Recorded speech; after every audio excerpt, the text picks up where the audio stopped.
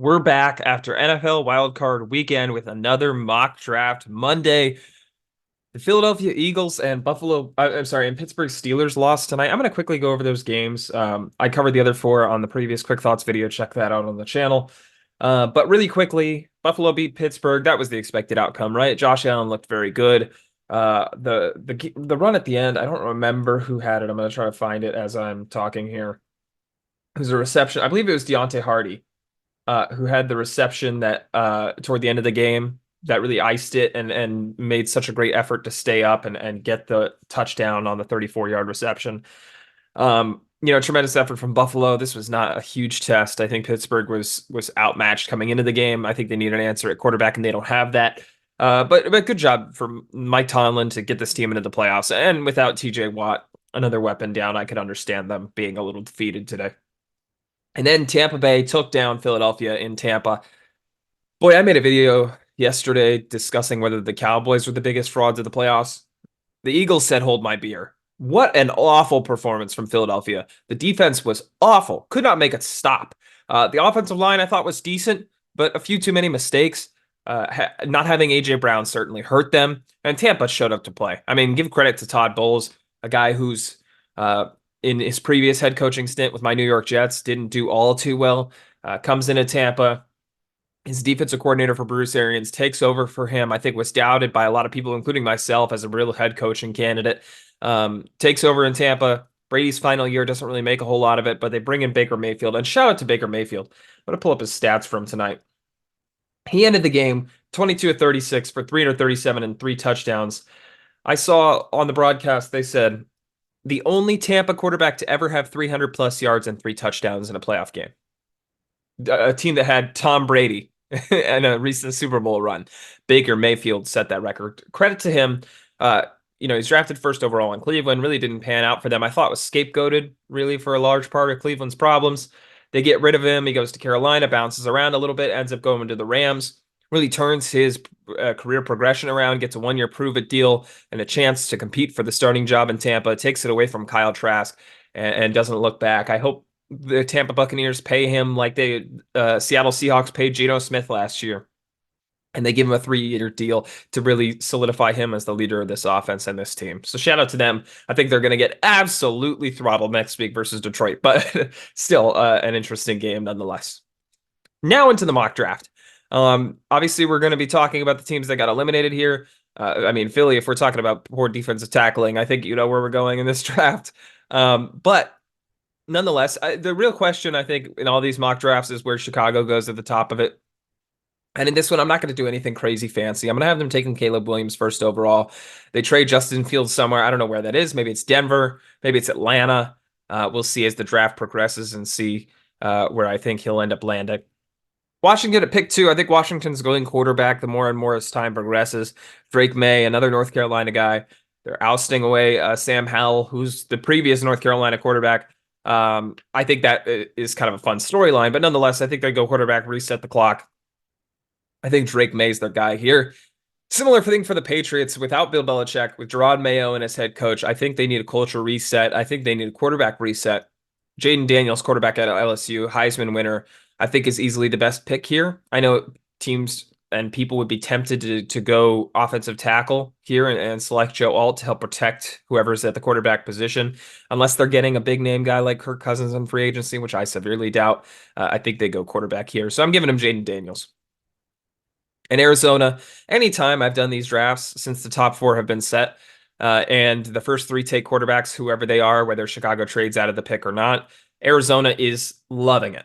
Loving it. Loving that Marvin Harrison Jr., the best weapon in the draft, ends up in their laps, and they end up giving him the chance to work with Kyler Murray in this offense. Love it. And that's something, not to bounce back to what we're talking about the Eagles, but a big problem with the Eagles this year was losing Jonathan Gannon, the head coach of the Cardinals, who was their defensive coordinator, and Shane Steichen, head coach of the Indianapolis Colts, who was their offensive coordinator. And Joe Buck made a big deal about the offensive coordinator being a big loss, but I think Jonathan Gannon was just as big of a loss. And so, big props to Arizona for stealing him away. We'll see how good he is with his first full year with their franchise quarterback in Kyler Murray and a new weapon in Marvin Harrison Jr., at least if it goes the way of this mock draft. Chargers, pick 5. I don't think I've had a Chargers draft where I didn't take Brock Bowers, and it's not going to change today. Gives another weapon for the Chargers. I think they need a dominant tight end, a la Antonio Gates, and I think Brock Bowers has the talent to be the best tight end since Gates in San Diego, or what was San Diego, I suppose. Giants at pick 6. Listen, the Giants need a quarterback. They need a quarterback through and through. But at the end of the day, I don't know that they can justify taking Michael Penix Jr. at pick 6. Maybe that means they need to trade back and select him later on. Maybe Michael Penix Jr. improves his stock by his performance at the Senior Bowl. I don't know. In this mock draft, I'm going to have them taking a wide receiver, which they also desperately need. Malik Neighbors is on the board. Roma Dunze is on the board. It depends on what kind of style of wide receiver you like and you need. I like Malik Neighbors for them. I don't know who the quarterback is long term for them, but it's going to be Daniel Jones next year, at least for the start of the season. So I'm going to give him another weapon that he so desperately needs. Tennessee, I think Tennessee goes offensive tackle here. They could go wide receiver and go Roma Dunze, but at the end of the day, I think it'd be difficult to pass up the best offensive tackle, and some believe the best talent in the draft in Joe Alt out of Notre Dame. Solidify that offensive line and protect Will Levis, who they're trying to see if he is the quarterback of the future in Tennessee. Pick 8 for Atlanta. Listen, Atlanta could go a number of different ways, right? It says their number one team need is quarterback. If they're trading for Justin Fields, maybe they don't go quarterback. If they're not trading for Justin Fields, maybe they reach for a guy like Michael Penix Jr. or Bo Nix or JJ McCarthy. I think it's still too early for all of those guys. Maybe they feel they could sneak back in and take one of these guys. I don't know. At the end of the day, I think they go with one of the best players available. They need defensive help, especially on the defensive line. If Bill Belichick's going to be their head coach, which I think is fairly likely at this point, compared to all other teams, although I see him as a fit better in other places, specifically the Raiders. I think Atlanta's a likely a destination as any, and you know how he loves his pass rushers, and Dallas Turner is that. Chicago, pick 9. They already got Caleb Williams. I could see them adding a tackle or a wide receiver here to really help that offense. But I'm going to give them Roma Dunze. I think they like that option, and gives another weapon to Caleb Williams along with DJ Moore. If they went offensive tackle, I wouldn't hate it, right? Olu Fashanu is still on the board. And if I'm a Jets, I am a Jets fan. If I'm the Jets at pick 10, I'm happy with whichever one they pass up, and I'm taking immediately whichever one they pass up on. Nonetheless, I think they go Roma Dunze with these two options, and that leaves the Jets with Olu Fashanu. Enough said, the Jets need a tackle and a wide receiver. Best player available is one of the top tackles in the draft. Go Olu Fashanu, don't overthink it. Pick 11, Minnesota Vikings. They could go a number of different ways. It says one of their needs is quarterback. I don't believe that. I think Kirk Cousins is back and is going to be their starter for years to come still. I could see them going someone on the defensive line. Latu out of UCLA could be possible. Jared Verse out of Florida State could be possible. But I like Kool-Aid McKinstry. I think there's a lot of debate between him and Terrion Arnold, former teammates at Alabama. And you can feel how you want about the two of them. Nate Wiggins is also in the category, in this tier, of course, from Clemson. But I'm going to give him Kool-Aid McKinstry. I wouldn't be surprised if Terrion Arnold's the pick here. I don't hate that either way. Denver's another one of those teams. If they're trading for Justin Fields, they're not taking a quarterback. If they're not trading for Justin Fields, maybe they take a quarterback. The situation with Russell Wilson is an awful one because at the end of the day, I don't know a team that's willing to take him and his money, but if they cut him, they owe him $85 million in dead cap.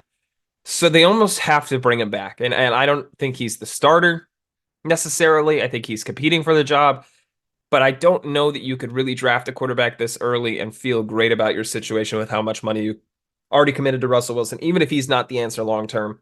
I think it's just a crappy situation for them.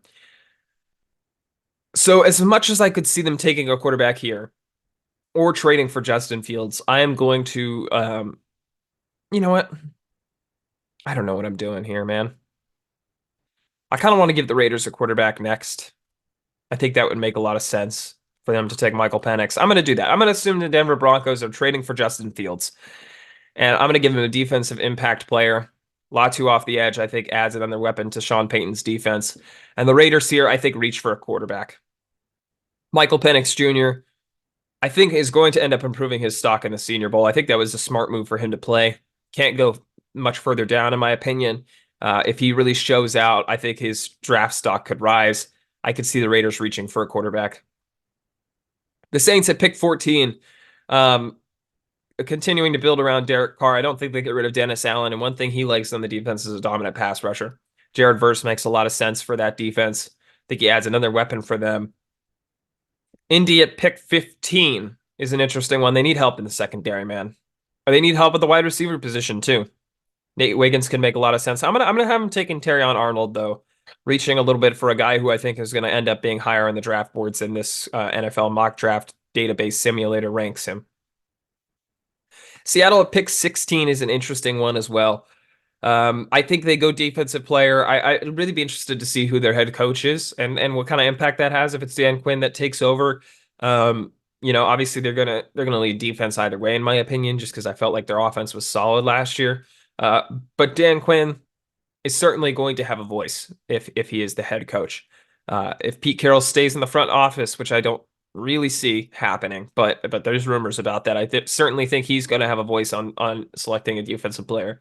And Jerjon Newton feels like a guy who's a Seattle Seahawks player, stereotypical, big defensive lineman that really makes an impact.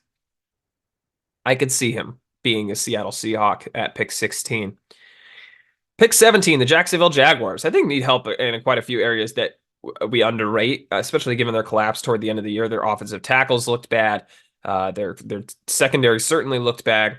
I could see them going Nate Wiggins here. I could see them going J.C. Latham here. Amarius Mims. I think they need another receiver due to the fact that I'm forgetting the wide receiver they traded for, number 0 from Atlanta, who was suspended for gambling. Oh my gosh, I'm blanking on his name. He didn't perform. I'm gonna have to Google it because I'm frustrated. He didn't perform the way they wanted him to. And so I could easily see them adding a wide receiver instead. Talking about Calvin Ridley, of course. But I don't think they do that. I think they continue to rely on Ridley and hope he improves. They have a good weapon in Evan Ingram too, who's I think basically a receiver at this point. Maybe they hope they get more as Zay Jones and Christian Kirk next year. The question is corner or tackle. I'm going to go corner. Nate Wiggins is the pick for them here. Number 18, Cincinnati, I think is going offensive tackle. It does largely depend on whether T. Higgins leaves in free agency, in my opinion. I don't think they feel comfortable with Tyler Boyd as the number 2. And I believe he's a free agent as well. But assuming they bring T. Higgins back, J.C. Latham makes a lot of sense for the Cincinnati Bengals team. Help protect Joe Burrow like they failed to do year after year. Tampa Bay, pick 19. You could tell that this draft order has not updated, which is a little disappointing. That's a little frustrating because Tampa Bay should be further up, given the fact that they're still alive in the playoffs. Nonetheless, I apologize for this incorrect draft order. Hopefully it doesn't impact things too much. I think Mike Evans is certainly someone they want to bring back. I'm not sure he ends up coming back. He's one of the more consistent wide receivers in the league. If he's on the way out, I mean, I like guys like David Moore who had a real impact tonight. I like, obviously, Chris Godwin there, but I think they need to add another weapon if Mike Evans is on the way out the door. So Keon Coleman could easily be that guy. The LA Rams at pick 20 here. I could see them going a number of ways. Matthew Stafford got beat up this year, so offensive tackle could make a lot of sense. I think that's where they end up going. Amarius Mims seems like the best player on the board here. I think it makes a lot of sense. Pittsburgh at pick 21. Where does Pittsburgh go? They need help in the secondary, man. Cooper DeJean could be that guy. They could also grab another offensive lineman. They could reach for a quarterback here. Do I feel like reaching for a Bo Nix or a J.J. McCarthy makes sense? I don't know. That's tough. You know what? I'm going to have them reaching for a quarterback. We're going to have a heavy quarterback draft here. They take Bo Nix. They get rid of they get rid of Tiny Hands, their current quarterback, and they move on with an eye on the future. I think that's not likely where they go, but that's what I'm going to do today. I think it's certainly a consideration. The Miami Dolphins need help on every offensive line position possible. Fuaga is an offensive lineman. He's a talented one. I think they end up taking an offensive lineman and the best one available in the draft. I think it's very simple. They need to protect Tua a little bit better than they have. and give him more time to make decisions, even though he's not a guy that you feel 100% comfortable building around and paying a heavy contract to, but they're forced to do it at this point, and so you better give him the best chance to succeed in that offense. Houston picked 23. Shout out to their big win this weekend, wild card weekend. I could see them getting an edge rusher. Robinson makes a lot of sense. I could see them adding another weapon to this offense. Braylon Trice makes a lot of sense for them too. I like them taking Braylon Trice, a guy who's really had an impact this year on the college level and really could fit well into Houston, D'Amico Ryan's system. I think that makes a lot of sense for them. Pick 24, Dallas. Listen, man, Stephon Gilmore has to be done. And maybe you feel like the secondary pairing, the corner pairing of Deron Bland and Trayvon Diggs is the way of the future. Maybe you feel like they need another one. And I'm not certain that they're not. I should say, Deron Bland is very good. Trayvon Diggs, when healthy, obviously, is very good. And you hope that he bounces back next year. But with Stephon Gilmore out the door, every team needs three corners nowadays. Cooper DeJean could be that guy. Could start in the nickel. Could move one of those two out to the nickel. Allow Trayvon Diggs more time to heal if he's not coming back at the beginning of the season. I don't know what his injury timetable is. So I like them adding another defensive player. So that makes a lot of sense for me. Pick 25, Green Bay also had a big win this week. So I could see them going offensive tackle, protect Jordan Love even more. I don't think they go another weapon. They already have a lot of first and second year weapons making an impact on this team. I could see them going a defensive back like Lassiter out of Georgia. It's tough. You know what? I'm going to have them taking Lassiter out of Georgia. Just give their defense another weapon on the back end. I think that could really help. Yeah, I like that. I like that a lot. Arizona pick 26. They already have Marvin Harrison Jr. adding to their offense. I think they add to their defense here, although I could see them taking a tackle. If they believe in Fontenot as a guy to build around on that offense, I think Kyler Murray would love the draft of Marvin Harrison Jr. and Troy Fontenot. But I think they go Robinson here with the options available. He's the best talent available. Adds another weapon to their defense, which is certainly suspect this season. Philly at pick 27 needs help on the defensive backfield desperately. Bradbury and Slay looked awful in this playoff game. And of course, they're better players than I think they played like. But adding more talent into that defensive backfield certainly doesn't hurt. I don't hate Quinyon Mitchell here. I don't hate Cameron Kitchens here. You pick who you want. If you're doing a mock draft on one of these two, I'm gonna have them taking Cameron Kitchens here, adding another weapon to that defense, and hopefully for the Philadelphia fans, that continues to improve what they have going on because they certainly need it after getting destroyed by Tampa this week. Kansas City at pick 28, I think they add an offensive weapon. Brian Thomas Jr. here being available is certainly a win for them. I could see them going a guy like Adonai Mitchell. I could see them going a guy. Where is he? How far down is he on this list? Oh my gosh. I must have missed him. Wide receivers. No, did he just slide that far? Ibuka? Did something happen that I don't know about?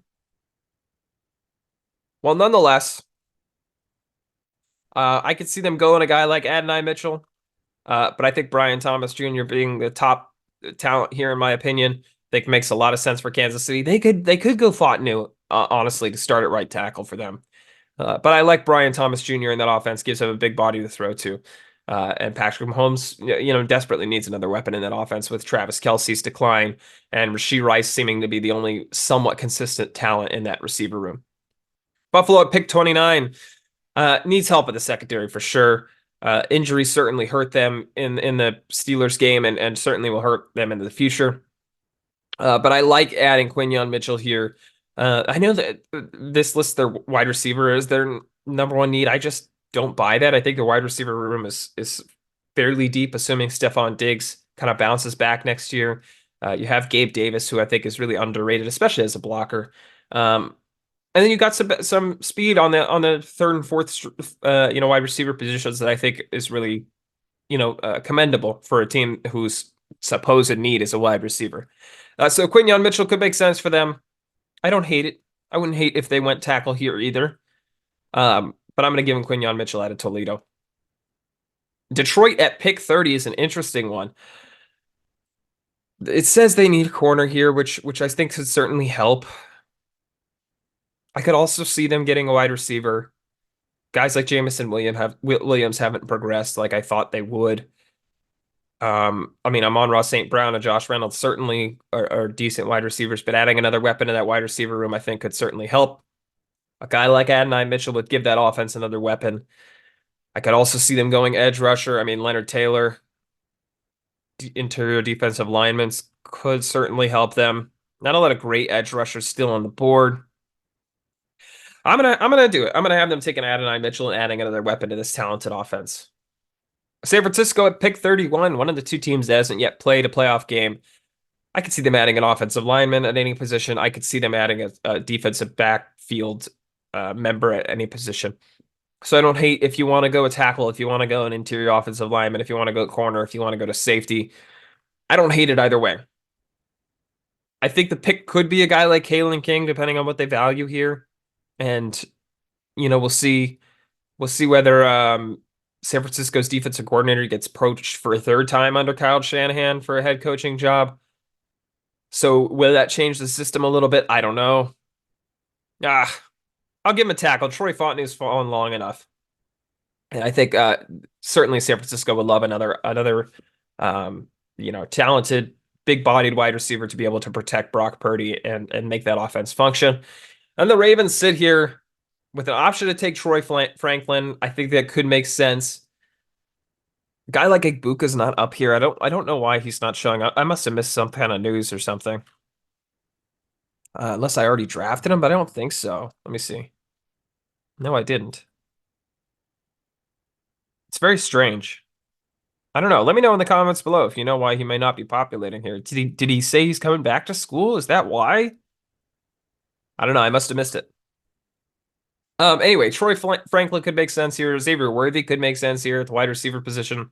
It seems like Odell Beckham Jr. is not long for Baltimore. He certainly hasn't had the impact that they hoped. Zay Flowers has certainly stepped up, but adding another weapon there could, really help that offense. They're going to have Mark Andrews, of course, coming back in the playoffs, so that'll certainly help. I could also see them going defense here, but I'm gonna end this draft with Troy Franklin. Give Lamar Jackson another weapon. So no trades here. We didn't have any trades. This is my first mock draft without trades. Of course, that's kind of unrealistic, but Caleb Williams going to Chicago, Drake May to Washington, Jaden Daniels to New England. Rest of the draft is pretty standard. The Giants are hoping they could get a quarterback in round 2, perhaps. The Bears add Rome Odunze to Caleb Williams, two great offensive talents. The Denver Broncos in this scenario trade for Justin Fields with Michael Penix Jr. going the next pick to the Raiders. Not long after that, certain teams get, pieces for the future. J.C. Latham helps out the Bengals offensive line. Keon Coleman replaces Mike Evans in Tampa. Amarius Mims helps protect Stafford in L.A. Pittsburgh thinks they get the quarterback of the future, drafting Bo Nix. Braylon Trice gives another weapon to Miko Ryan's defense. Cooper DeJean adds another corner to that talented corner room in Dallas. Cameron Kitchens tries to help the Philadelphia defensive backfield. Brian Thomas Jr. becomes a big body weapon for Patrick Mahomes. Buffalo helps their defense with Quinyon Mitchell. Detroit adds another offensive weapon in A.D. Mitchell. San Francisco bolsters their offensive line, and Baltimore looks to replace Odell Beckham with a lot of interesting picks in there in between that I didn't cover. Let me know what you think of this draft. Do you think it worked out like you would have assumed? Would you go any different in any spots? If you're the Giants, do you take a quarterback here maybe? If you're Philly, does this answer one of your questions? I apologize that this is not the correct order for the teams. I thought it updated, but I was mistaken. So I will certainly do a mock draft next week, hopefully with a full update. And we'll have the correct draft order in there to see who these teams are really going to be taking. Thank you for watching this Quick Thoughts episode. I hope you enjoyed. I hope you have a wonderful rest of your day. Peace out.